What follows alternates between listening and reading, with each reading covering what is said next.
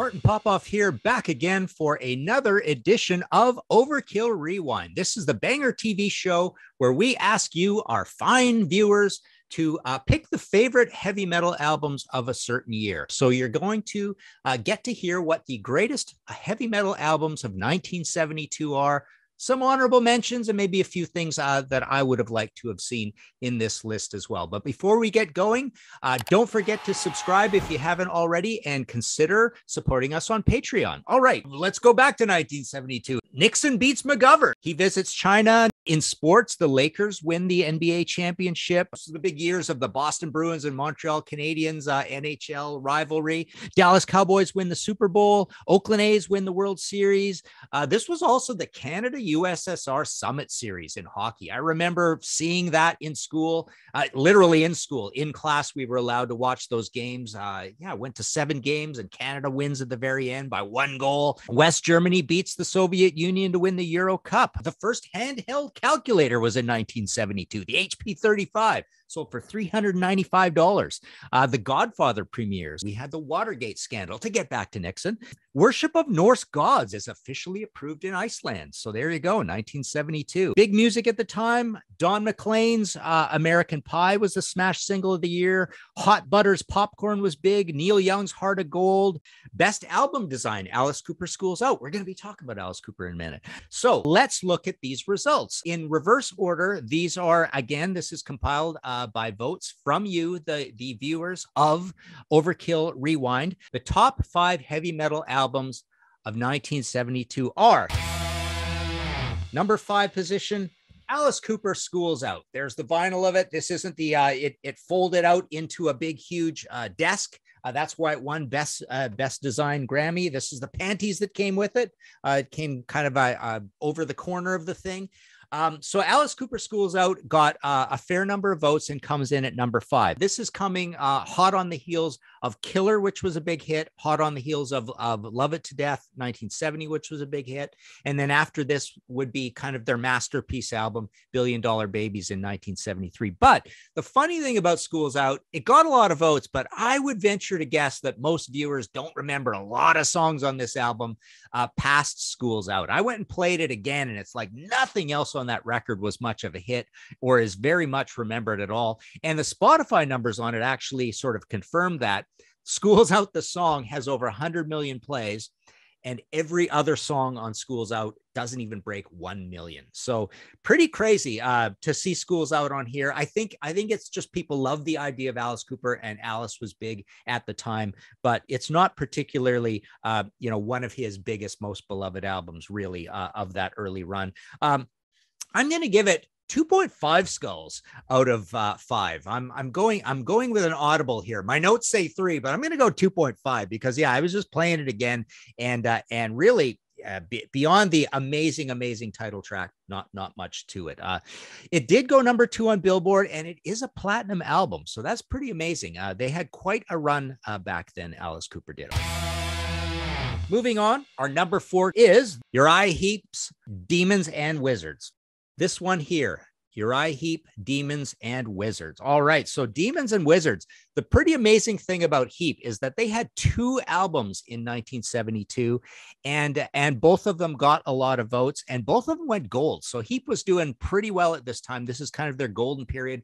They're following up on Look at Yourself, which I think is an amazing album, and maybe even I like it more than Demons and Wizards. But Demons and Wizards is incredible. Came out in May of 72. Like I say, Magician's Birthday comes out December. And both went gold, and then Sweet Freedom in 1973 went gold as well. But just a cool, crushing, Deep Purple-esque sort of Hammond organ guitar sound, amazing production values. But the big songs on here were The Wizard, which is kind of a mellow, heavy, kind of spacey fantasy rock song, kind of like a proto power metal idea, or progressive metal. I would class Heep as well. Easy Living was a big hit on this as well. A really cool, heavy, doomy one is Rainbow Demon. Traveler in Time was cool. Poets Justice, Circle of Hands is kind of a big song for them. So this was a really cool album. David Byron singing. Most of the guys, we've had a lot of death in the Uriah Heep camp as of late. But David Byron left us a long time ago. But a consummate, amazing lead singer. Mick Box, leader of the band, he's still with the band, and he was wont to say, when people would sort of give him the stick for being too much like Deep Purple, Mick would say, yeah, the big difference is they had one singer, we had five. So yeah, you have these amazing vocal harmonies all over Uriah Heep as well. I'm going to give Demons and Wizards 4 out of 5 skulls. Number 3 is Blue Oyster Cult, Blue Oyster Cult. So yes, Blue Oyster Cult, debut album, January 16th, 1972. A band from New York City / Long Island / upstate New York a little bit as well. This got a lot of votes. This is the start of sort of the black and white period for this very, very beloved American hard rock, intellectual, keyboardy, poppy. They do a lot of different things, Blue Oyster Cult. But this first album is very, very bizarre. They were kind of coming in as a little bit of a combination of Black Sabbath and Grateful Dead. They had been through some different band names and shelved albums before this. So they're kind of moving into this as veterans who aren't really getting anywhere, but they're signed to Columbia. On this album, it does have some fairly big songs for them moving forward, the likes of Stairway to the Stars. Then came The Last Days of May, which is kind of a cool, moody ballad on here. Workshop of the Telescope, Cities on Flame with Rock and Roll is considered kind of the biggest song on here. Very bombastic, very heavy metal. It's a little bit of a combination of Black Sabbath, The Wizard with King Crimson's 20th Century Schizoid Man. It's funny when you hear the stories of how they came up with these songs, because Blue Oyster Cult has the best stories out of everybody, right? Kind of a weird album, not my favorite. It didn't even certify for them. Their first certification would be Secret Treaties. So they go from this to Tyranny and Mutation to Secret Treaties. Secret Treaties would go gold. Agents of Fortune, when you get to Don't Fear the Reaper, that would go platinum. So this black and white period, people love this period, but more so it's Secret Treaties. This is a little bit of a weird album for them. Blue Oyster Cult. I'm going to go 3.5 out of 5 skulls. All right, moving on. Number 2 is Deep Purple, Machine Head. Now, this got a lot of votes. This was very neck and neck with our number 1. This is Deep Purple Mark II, the classic period of Deep Purple. They had the classical album. They had In Rock, which is one of the very heaviest first heavy metal albums, 1970. They had Fireball in 71. But this is the one that is the best recorded of all of them. It was a huge hit album. It sits now at double platinum. It has basically every song on here is a hit, especially the likes of Highway Star. Here's your gatefold of it. But yeah, Highway Star, obviously Smoke on the Water with that iconic riff. Space Truckin' was a massive song on here as well. Those are my 3 favorites, although I really, really like Pictures of Home as well. And Maybe I'm a Leo is really cool, kind of a funky one. Never Before is always the one that's sort of talked about as the underwritten, not great song on this. And I really don't like Lazy very much at all. It's a 7-minute long kind of boogie rocker. To me, it kind of mars the album, but otherwise, this is most people's far and away favorite pick for favorite Deep Purple album. Huge album. It really made their situation. Although really, after this, they start going through lots of turmoil. You get Who Do We Think We Are? And then the Mark II is over. And then they've got lineup changes for the rest of their lives. Still going, still making great music now. But Machine Head is an absolute classic. It got a ton of votes. For this one, I'm going to go 4.5 out of 5 skulls. So without further ado, our number 1 pick was neck and neck with Deep Purple, Machine Head, Black Sabbath Vol 4. I don't like when people call it Volume 4. I don't like when people put the period in there. It's actually called Vol 4, right? It is their 4th album. They had a 1970 album, another 1970 album, an amazing 1971 album in Master of Reality. This is their 4th album. They followed up with Sabbath, Bloody Sabbath, and Sabotage. Not my favorite Black Sabbath album. I've always kind of had it in for this album, although it was the first one I ever got as a new release. This is a reproduction of what the gatefold of the original vinyl looked like. My funny story is my copy always had just, it was missing this in Canada. So it only had Tony and Geezer. And I spent years and years wondering, why are they showcasing Tony and Geezer in this band? Very odd. Very heavy album for 1972. Arguably the only heavy metal album on this list. And it is truly a heavy metal album. It's got all sorts of classics on here. You know, the likes of Wheels of Confusion, Tomorrow's Dream, Supernauts, Snowblind, Cornucopia. Everything is heavy on here, except for the little sound effecty things and Laguna Sunrise and Changes, right? So you got a piano song, an acoustic song. The acoustic one is instrumental. Everything else, flat out scorching heavy metal, made in California. It's considered their cocaine album, although they probably have some other cocaine albums as well. Really interesting, huge guitar sound on this. They would never make a record that really sounds like this ever again. And I even find it a little one-dimensional for that. I think they have a lot of different textures across some of the other albums. Not so much Master of Reality, but the ones moving forward for sure. But great album. September 72. So this is late 72. It went platinum. For Vol 4, I guess when you talk about it, you got to say Volume 4. But I don't like seeing it wrong in print. So for Volume 4, I'm going to go 4.5 out of 5 skulls. So there you go. Let us know what you think about those picks. Before we go, though, I want to mention the honorable mentions.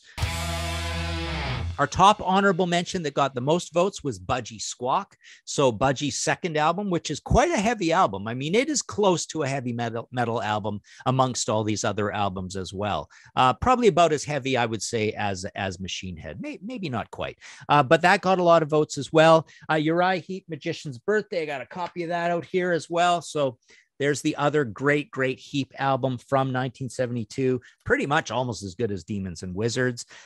You've got Captain Beyond's Captain Beyond. This is I've been doing these pencil crayon on black ink drawings, a lot of these things, and finding the old ads and doing ads. So there's my rendering in pencil crayon of the Captain Beyond cover. And that was kind of a super group that had Rod Evans from the old Deep Purple in it, Larry Rhino Reinhardt and Lee Dorman from Iron Butterfly, and Bobby Caldwell. So this, and then after this, they got a little proggy, but this is quite a heavy album. It's a little dated. I think it's a little overrated, actually, but it got a lot of votes as well. Number 4, Scorpions' Lonesome Crow. So the debut Scorpions album. This is really before they were quite heavy, but you can hear some heaviness in there. It's a little more what they call krautrock. After this, they did Fly to the Rainbow, and then it gets quite a bit better with In Trance and quite a bit better with Virgin Killer, and then on and on into the Matthias Jabs era. But in the early days, they're kind of like at the heavy end of krautrock, but that got some votes as well. And then number 5 was Dust Heart Attack. Marky Bell, famously, who went on to be a Ramone. They had these 2 albums with these ghoulish album covers. Well, actually, this one was like a Frazetta Viking album cover. I think it's also a little bit overrated. It had one really crushing, cool, heavy song on it called Suicide. But yeah, it got a lot of votes as well. In terms of additional ones I would have liked to seen on this list, you guys as viewers really nailed this. I would totally agree with those 5 as the 5. Even in the honorable mentions, I wouldn't have vaulted anything above, except for perhaps I would have put Magician's Birthday in instead of School's Out. But additional ones I would have liked to seen: Status Quo Piledriver. I love that album to death. That's the first of their kind of golden period albums. In terms of some obscurities, there's Night Sun Morning. That's a very heavy German album from this time. Hard Stuff Bulletproof is a great heavy album, Purple Records band.